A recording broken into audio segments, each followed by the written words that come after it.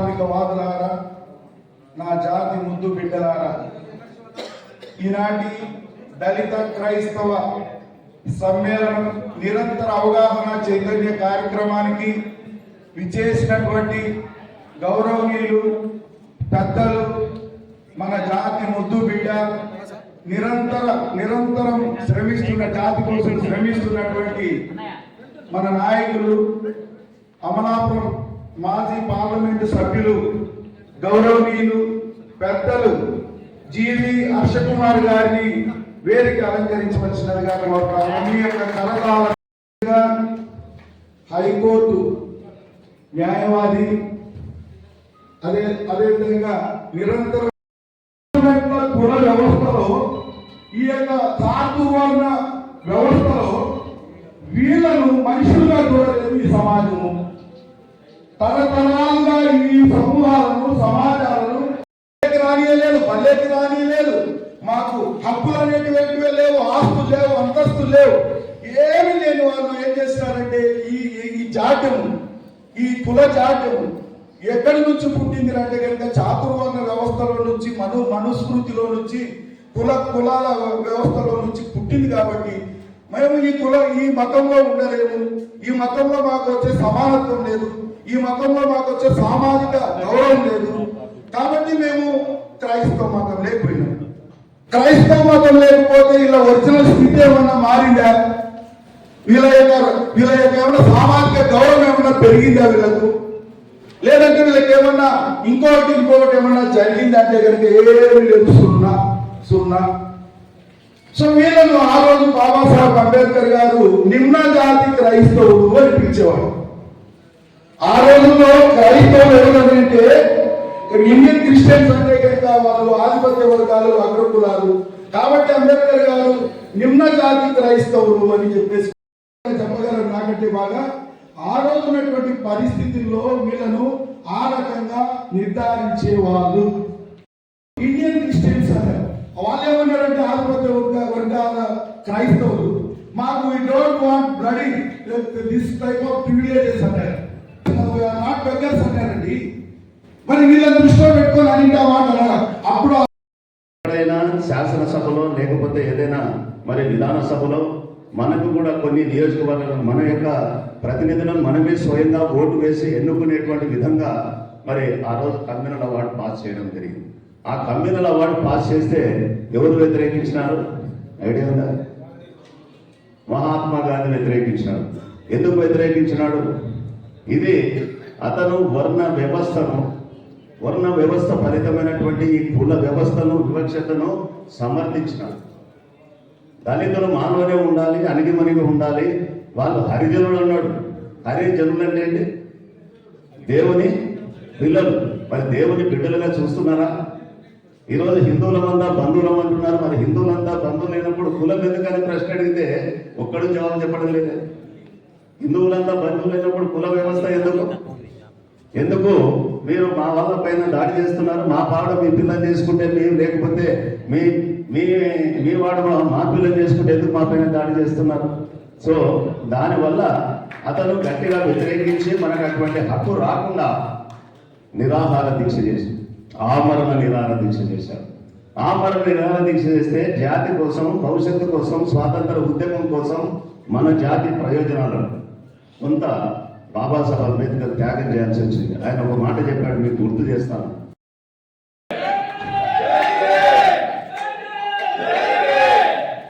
సమాధ్యక్షులు సోదరులు ఎంతో ప్రయాసంగా వచ్చి మీటింగ్ జరుపుతున్నటువంటి సంగటి మనోహర్ గారికి, అలాగే కర్నూలు నుంచి వచ్చిన అడ్వకేట్, హైకోర్టు అడ్వకేట్ జయరాజ్ గారికి, పూర్తిగా ఎంఆర్పిఎస్ ఏమి అవసరము, సమాజం దేని గురించి బాధపడుతుందో, సమాజంలో ఉన్న ప్రతి ఒక్కరు, ముఖ్యంగా నిమ్న జాతులు, దళిత జాతులు దేని గురించి అయితే ఆలోచన చేస్తున్నాయో దాని గురించి అద్భుతమైన మీటింగ్ పెట్టిన సంగటి మనోహర్ గారికి నా హృదయపూర్వక శుభాకాంక్షలు, ధన్యవాదాలు.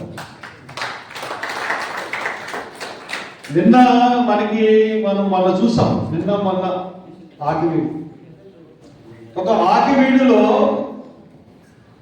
గుంతాలమ్మ ఒక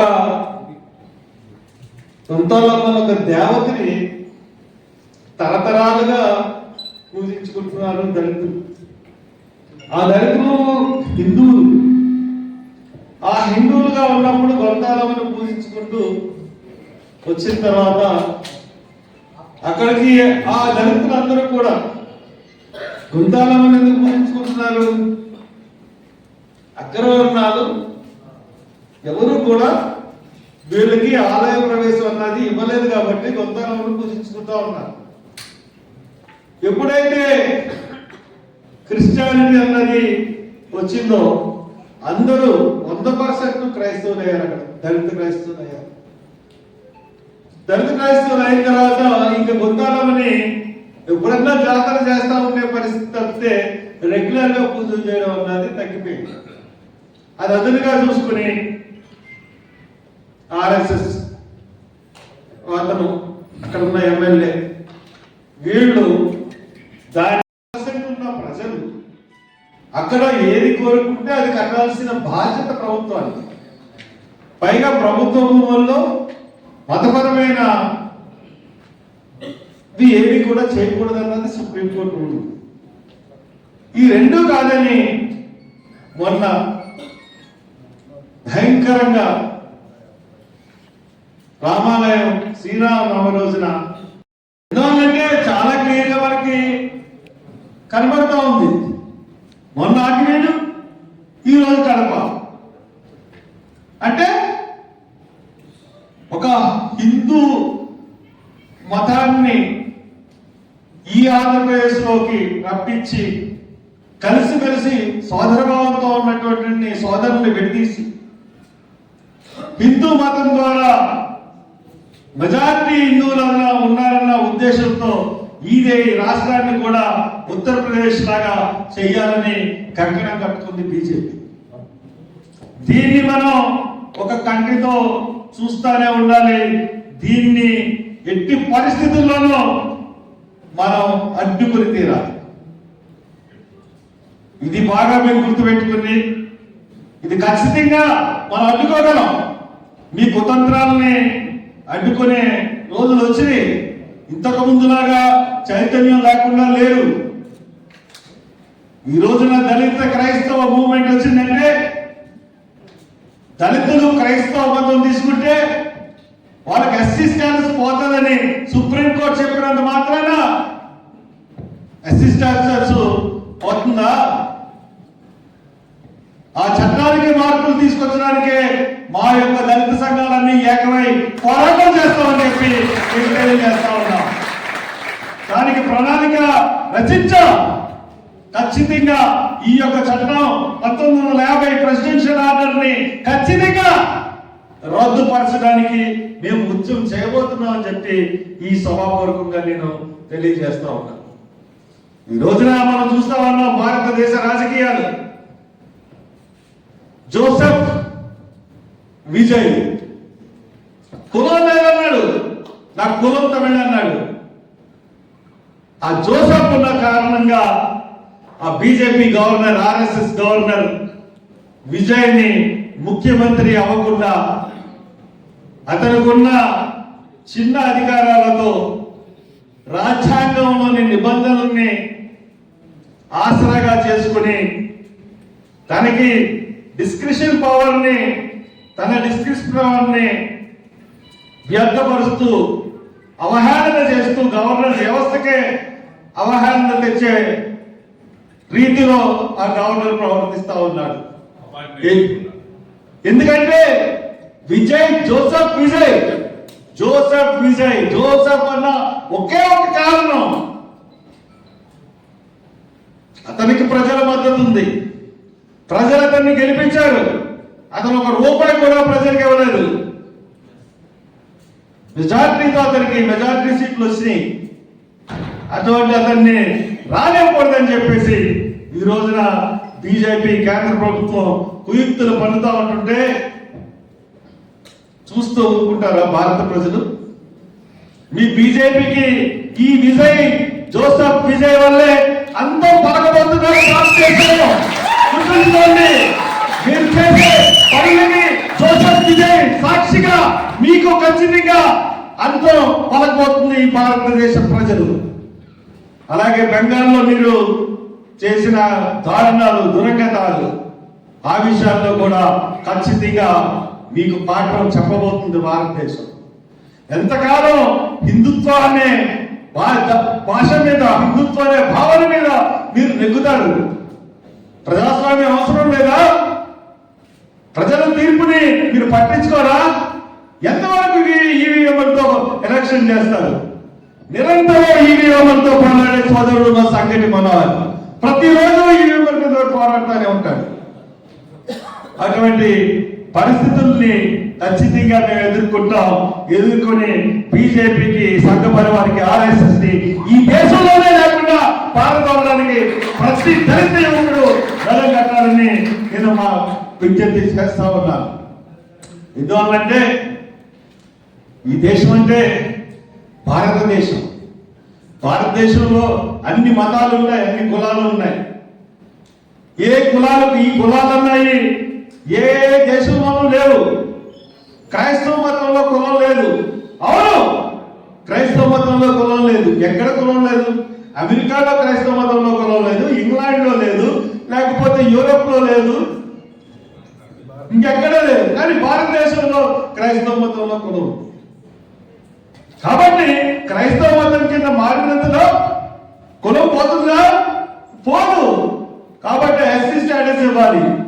ఎస్టీ అన్నాళ్ళకి షెడ్యూల్ ట్రైబ్ ఉన్న వాళ్ళు కులం మతం మార్చుకుంటే వాళ్ళకి వాళ్ళ ఎస్టీ స్టేటస్ కొనసాగుతున్నప్పుడు, ఎస్సీ కులంలో ఉన్న వాళ్ళు వాళ్ళ మతం మార్చుకుంటే ఎందుకు వాళ్ళ స్టేటస్ మారుతుంది? దీనికి మీ దగ్గర సమాధానం ఉందా? సుప్రీంకోర్టు దగ్గర సమాధానం ఉందా? ఎవరి దగ్గర ఈ భారతదేశంలో సమాధానం ఉందా అని చెప్పి నేను అడుగుతా ఉన్నాను. కాబట్టి మీరు ఆలోచించండి ఈ దేశంలో జరుగుతున్న దురాగతాలు. నేను మొన్న రాజమండ్రిలో బయలుదేరాను 12 గంటలకి. మీరు చెప్తే నమ్మరు, 6:30 కల్లా కర్నూలు వచ్చాను. వచ్చి అక్కడ దామోదర సంజయ్ గారి వర్ధంతి కార్యక్రమంలో పాల్గొన్న తర్వాత ఇంకా నైట్ ఎక్కడికి కదలలేక పడుకుండిపోయాను. పడుకున్న తర్వాత నెక్స్ట్ డే లెగ్స్ వెళ్దాం అనుకుని, ఇంత దూరం వస్తున్నాం, ఒకసారి శ్రీశైలం వెళ్దాం, ఆ ఆలయానికి వెళ్దాం. అలాగే అక్కడ డ్యామ్ని, శ్రీశైలం డ్యామ్ని కూడా, ఎందుకంటే అక్కడ పోలవరం కడుతున్నారు, పోలవరం అన్ని లోపాలే కాబట్టి శ్రీశైలం డ్యామ్ని కూడా చూద్దాం అని చెప్పి నేను వెళ్ళడం జరిగింది.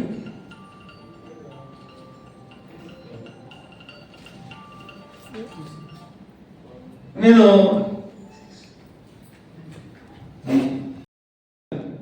మరి అక్కడ హిందూ దేవాలయాలకు వెళ్ళినప్పుడు వాళ్ళ దేవాలయ ఆచారాలు మనం పాటించాలి కదా.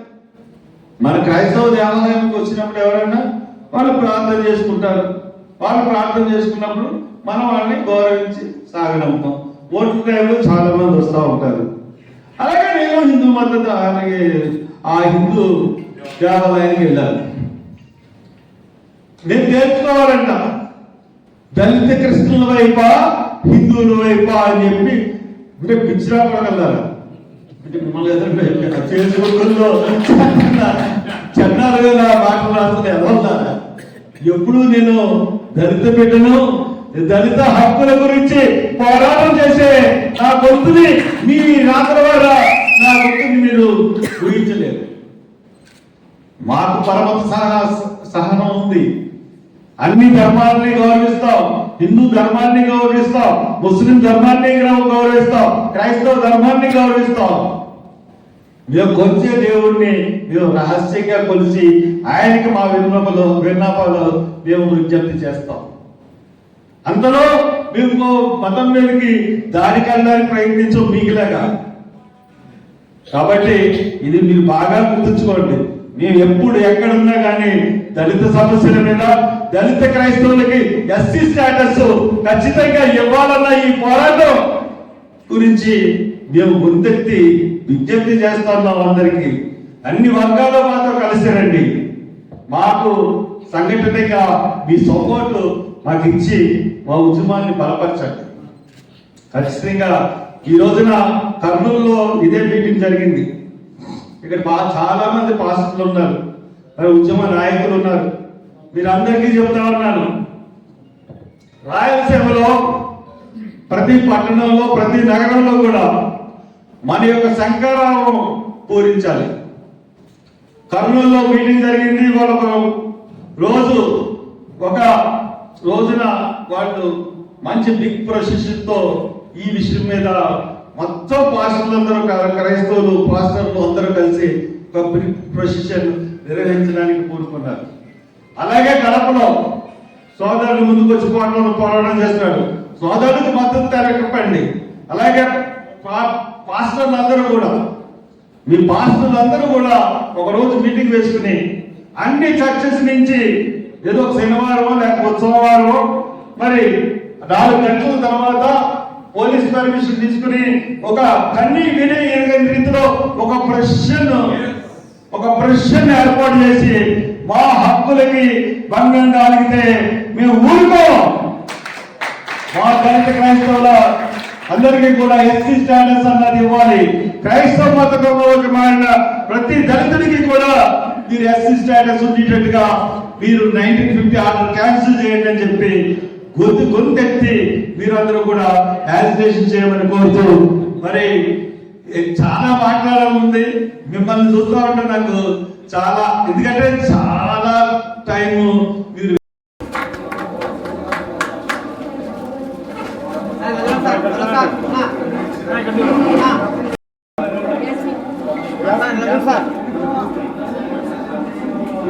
భారత రాజ్యాంగం వర్ధిల్లాలి, భారత ప్రజాస్వామ్యం.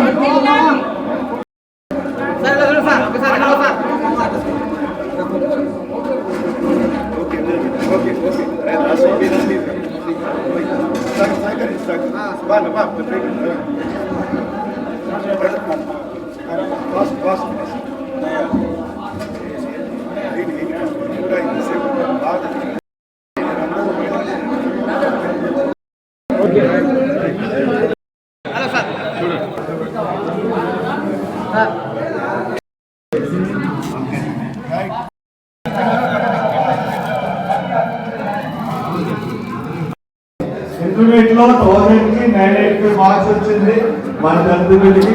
అందరూ తప్పకుండా బాబు కూడా వెరీ గుడ్. మీకు ఎంత వచ్చింది? ఫస్ట్ ఇయర్ సిబిఎస్ లో 10th క్లాస్ కి 500కి 487. ఫెంటాస్టిక్. స్టేట్ సెకండ్ రిటర్. ఇద్దరికి కూడా కంగ్రాచులేషన్స్.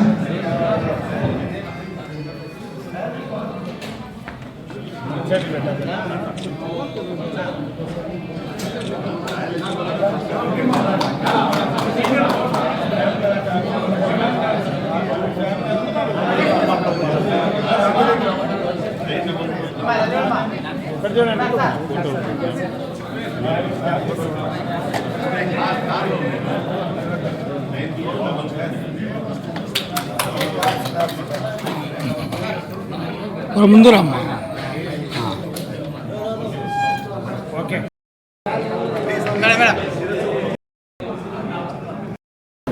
దళిత క్రైస్తవులకు ఎస్సీ స్టేటస్ కావాలని చెప్పి కడప జిల్లా కేంద్రంలో కడప నగరంలో సంగటి మనోహర్ గారి ఆధ్వర్యంలో ఒక భారీ స్థాయిలో సదస్సు జరిగింది. 1950 ప్రెసిడెన్షియల్ ఆర్డర్ను రద్దుపరచాలని, దళిత క్రైస్తవులకు ఎస్సీ స్టేటస్ ఇవ్వాలని చెప్పి ఈ సభ యొక్క ముఖ్య ఉద్దేశం. దానికి మరి పూర్తిగా క్రైస్తవులందరూ, పాస్టర్లు, మత పెద్దలు అందరూ వచ్చి వారిని ఆశీర్వదించి ఈ యొక్క ఉద్యమానికి మద్దతు తెలిపారు. త్వరలోనే కడప నగరంలో ఒక భారీ స్థాయిలో క్రైస్తవులందరూ కలిసి భారీ ర్యాలీ చేపట్టాలని కూడా వాళ్ళు ఆలోచిస్తూ ఉన్నారు. అది త్వరలోనే మీకు తెలియజేస్తారు. అంతేకాకుండా ఈ రోజున మరి అక్కడ ముస్లింల పట్ల పోలీసుల యొక్క దురుసు వైఖరిని ఈ సభ పూర్తిగా ఖండిస్తూ ఉంది. అంతేకాకుండా అక్కడున్న టిప్పు సుల్తాన్ అని చెప్పి చంద్రబాబు నాయుడు గారు అలాగే కౌన్సిల్ తీర్మానం చేసింది కాబట్టి వాళ్ళ యొక్క మైనారిటీల యొక్క డిమాండ్ని ఈ సభ బలపరుస్తూ ఉంది. కాబట్టి అలాగే మరణ దళితుడైన ఇంటిని చాలా క్రూరంగా కూల్చివేసిన సందర్భంలో కూడా ఈ సభ విచారం వ్యక్తం చేస్తూ ఉంది. ఆ యొక్క దాన్ని తిరిగి ప్రభుత్వం దాన్ని తిరిగి పునర్నిర్మించి ఆ కుటుంబానికి ఇవ్వాలని కూడా విజ్ఞప్తి చేస్తూ ఉన్నాను. Thank you.